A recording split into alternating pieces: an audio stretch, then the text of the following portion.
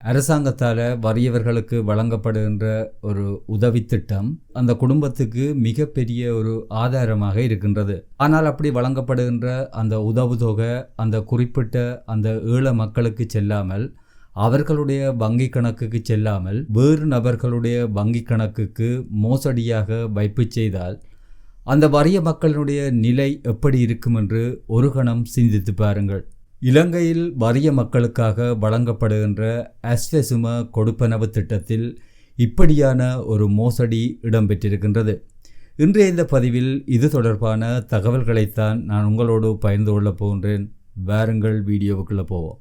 பொருளாதார ரீதியாக மிகவும் பின்தங்கிய மக்களினுடைய வாழ்வாதாரத்தினை மேம்படுத்துவதற்காக அந்த மக்களினுடைய வறுமையின் அடிப்படையில் அந்த மக்களுக்கு அஸ்வசும என்ற திட்டத்தின் கீழ் அரசாங்கம் நிதி கொடுப்பனவை செய்து வருகின்றது. இந்த திட்டம் 2023ஆம் ஆண்டிலிருந்து இந்த மக்களுக்காக, அதிலும் குறிப்பாக வறிய மக்களுக்காக இந்த திட்டம் அமுல்படுத்தப்பட்டு வந்து கொண்டிருக்கின்றது. நுவரெலியா மாவட்டத்திலுள்ள நோர்வூட் பிரதேச செயலகத்தில் உள்ள கணக்கு பிரிவில் பணியாற்றிய 2 பெண் அதிகாரிகள் உண்மையான பயனாளிகளுக்கு செல்ல வேண்டிய அந்த பணத்தொகையினை அந்த 2 உத்தியோகத்தர்களும் தங்களுடைய உறவினர்கள் மற்றும் நண்பர்களுடைய கணக்குக்கு மாற்றி பின்னர் அந்த பணத்தினை அவர்கள் பெற்றுக்கொண்டதாக குற்றஞ்சாட்டப்பட்டிருக்கின்றது. இந்த சம்பவம் மக்களிடையே மிகவும் ஒரு அதிருப்தியினை ஏற்படுத்தி இருக்கின்றது. தற்பொழுது இந்த மோசடி தொடர்பாக கட்டன் விசேட போலீஸ் பிரிவினர் இந்த மோசடியினை விசாரித்து வருகின்றனர் அப்படி என்று சொல்லப்படுகின்றது. இந்த அஸ்வசும திட்டம் என்பது பொருளாதார ரீதியாக நலிவுற்ற மக்களினுடைய வாழ்வாதாரத்தினை மேம்படுத்துவதற்காக அரசாங்கத்தினால் முன்னெடுக்கப்படுகின்ற ஒரு வறுமை தணிப்பு திட்டமாகும். உண்மையில் இந்த திட்டத்தினுடைய முதன்மையான நோக்கம் வறுமை கோட்டுக்கு கீழே வாழுகின்ற மக்களினுடைய வாழ்வாதார சுமையினை குறைப்பதாகும். இந்த கொடுப்பனவில் எந்தவிதமான முறைகேடுகளும் இடம்பெறக்கூடாது என்ற ஒரு நல்லெண்ண அடிப்படையில்தான் இந்த திட்டத்தின் மூலம் வழங்கப்படுகின்ற பணம் பயனாளிகளினுடைய உரிய வங்கி கணக்கிலேயே வைப்பு செய்வது ஒரு நடைமுறையாக இந்த திட்டத்தில் அமுல்படுத்தப்பட்டு வருகின்றது.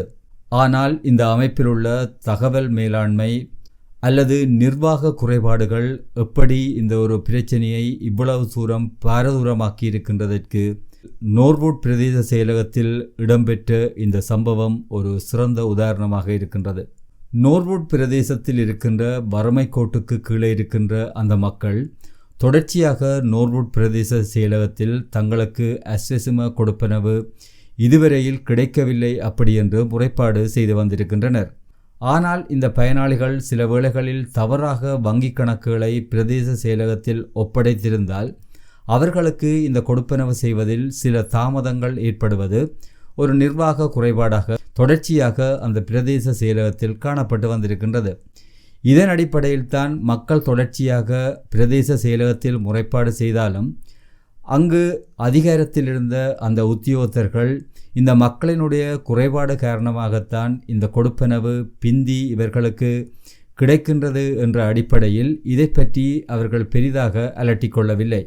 ஆனாலும் இந்த பிரச்சனை தொடர்பாக ஒரு அனாமதேய கடிதம் நுவரெலியாவின் மாவட்ட செயலாளர் அவருக்கு அனுப்பி வைக்கப்படுகின்றது.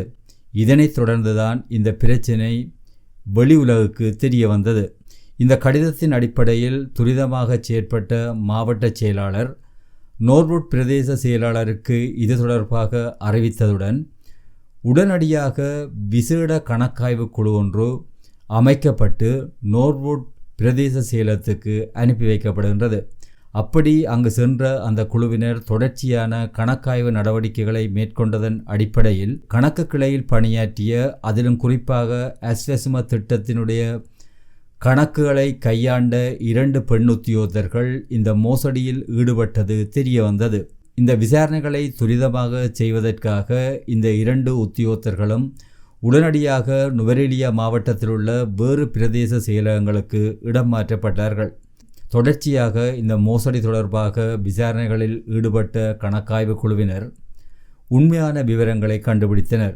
அவர்கள் கண்டுபிடித்து வெளி உலகுக்கு சொன்ன விஷயங்கள்தான் இந்த 2 நபர்களும் தங்களுடைய உறவினர்கள் மற்றும் நண்பர்களுடைய வங்கி கணக்குக்கு குறிப்பிட்ட இந்த அஸ்வசும பயனாளிகளினுடைய பணத்தினை அனுப்பிவிட்டு அதன் பிற்பாடு அவர்கள் அந்த பணத்தினை பெற்றுக்கொண்டார்கள் என்ற தகவலை இந்த கணக்காய்வு குழு கண்டறிந்து கொண்டது.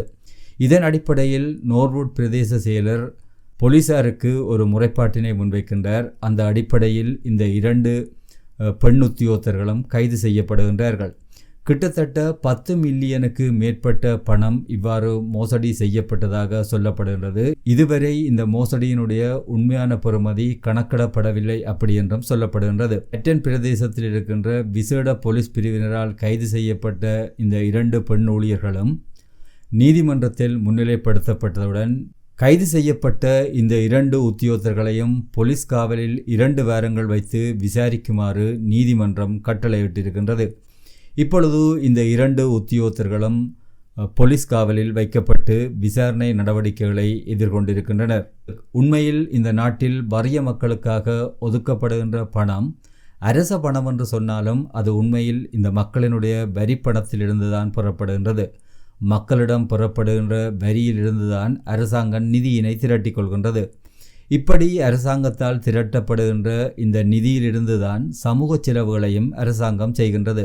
இவ்வாறான மோசடிகளில் சில அரச அதிகாரிகள் ஈடுபடுகின்ற பொழுது அது உண்மையில் அரசாங்கத்துக்குரிய நட்டம் என்று சொல்லிவிட முடியாது.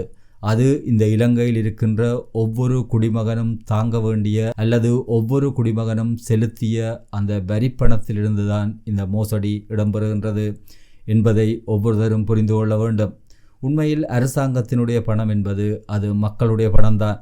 இந்த மோசடி தொடர்பாக இன்னும் சில சந்தேகங்கள் நிலவுகின்றது. அதிலும் குறிப்பாக இந்த மோசடியில் தனித்து 2 பெண் உத்தியோகத்தர்கள் தான் ஈடுபட்டார்களா, இவர்களை விட வேறு சில அதிகாரிகளுக்கும் இந்த மோசடியில் ஏதாவது உடந்தை இருக்கின்றதா என்ற கோணத்திலும் தற்பொழுது போலீசார் விசாரணைகளை முடுக்கியிருக்கின்றனர்.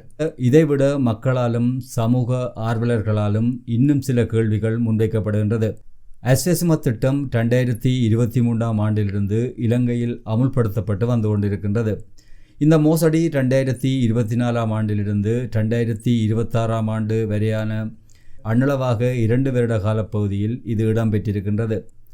பொதுவாக கணக்காய்வு திணைக்களம் வருடம் இவ்வாறான கொடுப்பனவுகள் தொடர்பாக கணக்காய்வு நடவடிக்கைகளில் ஈடுபடுவது ஒரு வழமையான செயற்பாடாக காணப்படுகின்றது.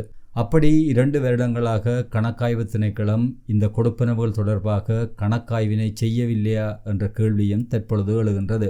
உண்மையில் கணக்காய்வு உரிய முறையில் உரிய காலத்தில் செய்யப்பட்டிருந்தால் இந்த மோசடியினை ஆரம்பத்திலேயே கண்டுபிடித்திருக்கலாம். அப்படி கண்டுபிடித்திருந்தால் இவ்வளவு ஒரு பெரிய தொகை அரசாங்கத்துக்கு உண்மையில் நட்டமும் ஏற்பட்டிருக்காது. இந்த அஸ்வசும திட்டம் என்பது உண்மையில் வறிய மக்களுக்கு வழங்கப்படுகின்ற ஒரு கொடுப்பனவு. அதுவும் ஒரு பிரதேச செயலகத்தில் பணியாற்றுகின்ற 2 பெண் உத்தியோகத்தர்கள் இவ்வாறான ஒரு மோசடியில் ஈடுபட்டது என்பது உண்மையில் பெரும் அதிர்ச்சியினைத்தான் ஏற்படுத்தி இருக்கின்றது.